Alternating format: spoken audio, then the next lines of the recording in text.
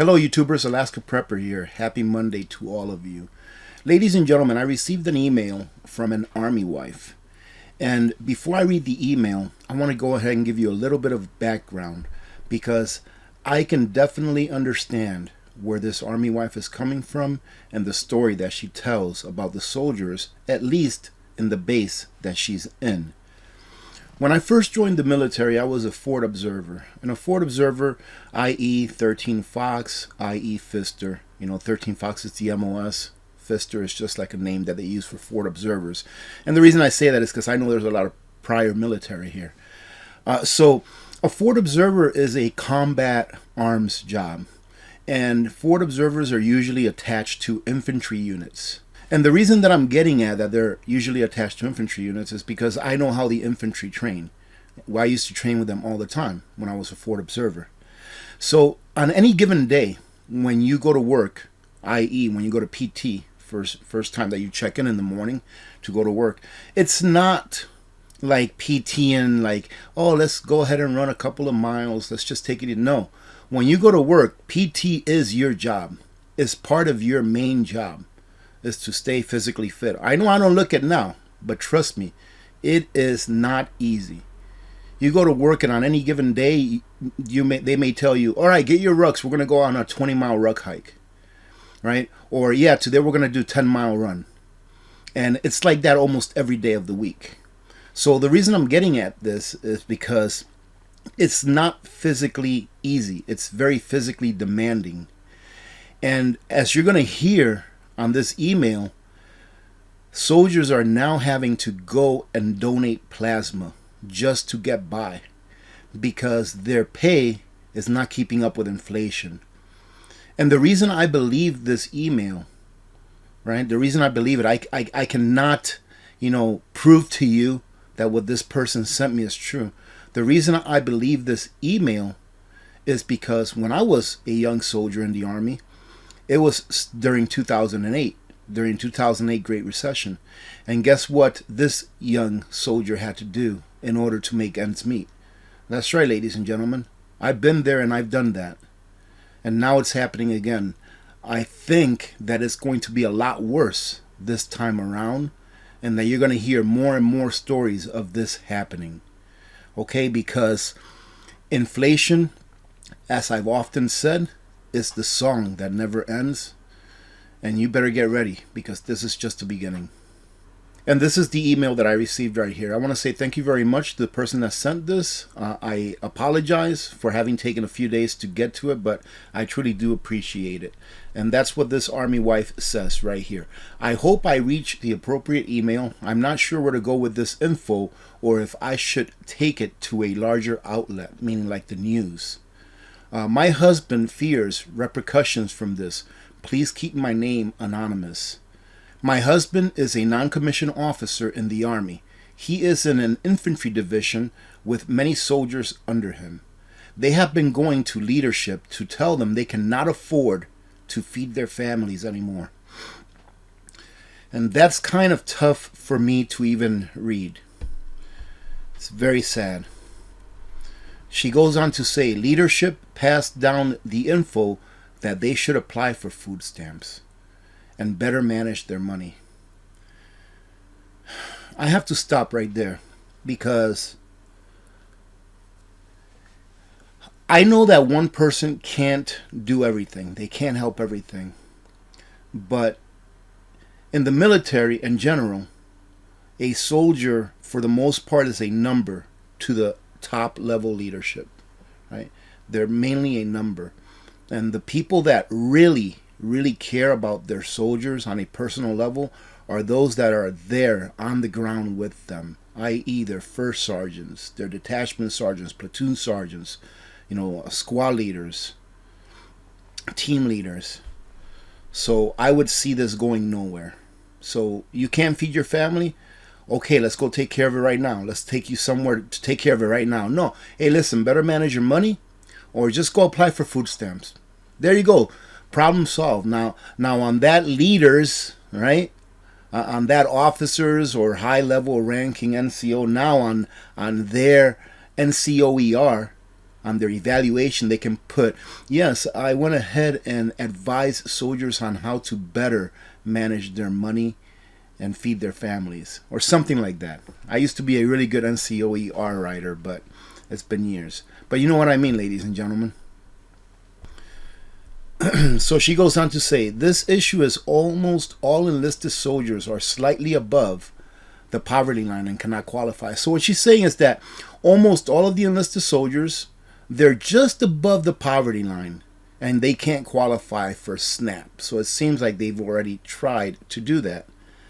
She continues to say his soldiers are now going in groups to donate plasma in order to help with bills, groceries, and gas.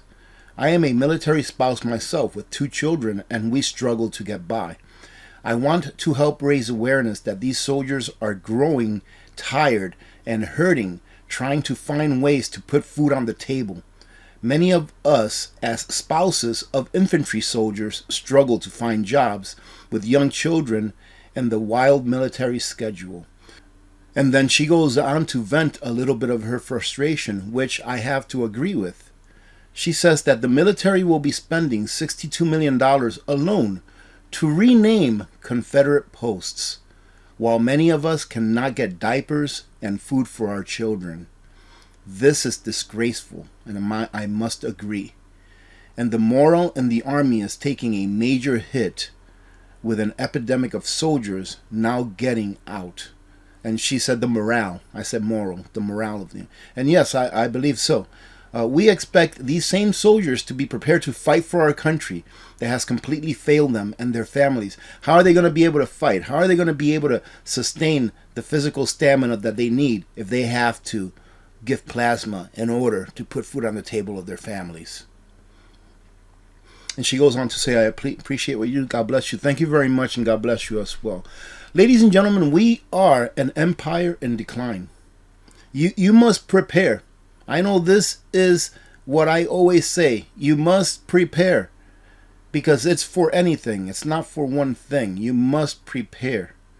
I'm not putting any shame on these soldiers at all for having to do whatever it is they need to do to put food on the table. But just imagine if these soldiers themselves, early on in their careers, would have prepared.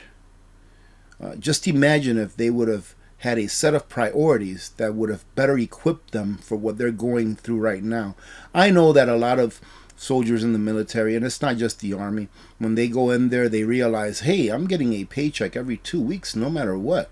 You know, even if I get sick, I get a paycheck. Even if I get hurt, I get a paycheck. Even if I go on vacation or on leave, as they call it in the military, I get a paycheck. You know, it's guaranteed. So let me go ahead and, you know, get that nice car note. All right, let me go get that nice car note. And it's not that they don't learn, it's that they are not taught. It's like, for example, when they're going through their AIT, you know, their initial training when they come into the military. After basic training, there's AIT. When they're going through AIT, maybe they ought to have a class, or maybe in basic training they ought to have a class, a block of classes that teach them how to take care of their finances, that teach them that maybe you ought to have X number of days or weeks of sustenance just in case something happens in your area that's not connected with the military or anything, just a power outage. Imagine that, ladies and gentlemen. If basic trainees got a class on preparedness, just a half-day block, or even a 1 hour or 2 hour block on preparedness, not only with stuff, but with finances as well, how much better off these soldiers would have been. But it just goes to show that those that take care of the government are the ones that come in last place, really, are the ones that the government takes care of last. We'd rather send all of these billions of dollars to other countries, to other banks. Did you all hear about the $6.3 billion that the Fed sent to, I think it was to Switzerland, if I'm not mistaken. But we'd rather send all of these billions of dollars while inflating the money supply to other countries, while those people that are affected by the inflating money supply here in the United States get left behind. Having said that, let me go ahead and close it off on that. I don't want to make this video 20 minutes long of me ranting. But again, thank you to the person that sent me this. I really do appreciate it. And this just goes to show, like I said, that our empire is failing and it's falling. There will come a day where things will change in one day. It will be like night and day. You'll wake up the next morning and things have changed. Right now in the background, and this is just speculation on my part, but right now in the background, politicians, banksters, elites, the very wealthy, they are panicking right now because they don't know how they're going to get themselves out of the mess that they've gotten us into, if you understand what I mean. Because right now they are putting their chips on the table, planning on who it is that they're going to be able to blame when this all falls so that they can stay in power. Have a great day. Thank you very much, ladies and gentlemen. For those of you especially that joined in on yesterday's live stream, had a great time. And man, I'll tell you what, time just flew by. All right, so thank you very much for that, and thank you everyone for your support. I truly do appreciate you. I'll probably do a little news video here for later on today. I haven't even looked at the news today, but I'll probably do a news video for later on today, so be on the lookout for that. Other than that, remember to be good to each other. When good people do good things happen. Remember to reach one, teach one, and repeat. If we all did this, the world would be a better place, and you know that it will be a better place. Many blessings to all of you and your families. I'm Alaska Prepper, and I am out.